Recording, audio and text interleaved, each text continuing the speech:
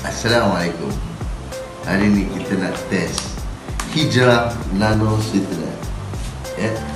Tapi sebelum tu saya sakit kecil manis, kita test gula kita dulu ya.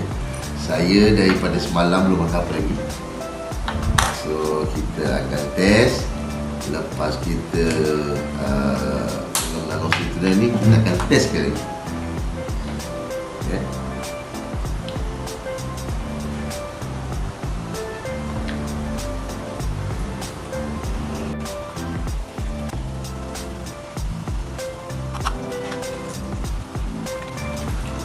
Okey, bacaan 14.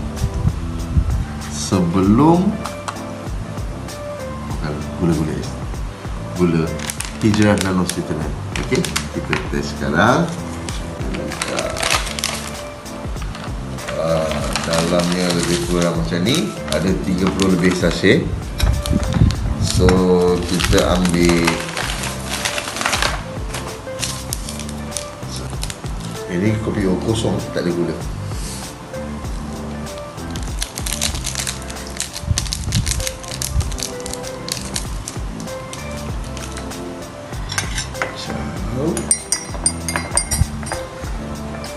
Bismillahirrahmanirrahim.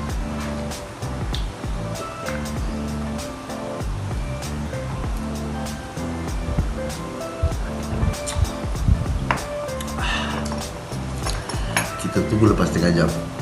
Kita cek balik darah dalam tubuh kita, gula dalam darah kita. Ya, lepas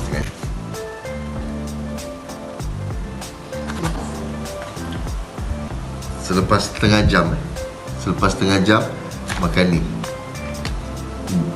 minum kopi O menggunakan sweetener Nano Hijrah ni. Tadi berapa? 14 something kan? Tengok, surprise 12.8. Dia turun 2 tau. Dia bukan naik, dia turun. So, terbang.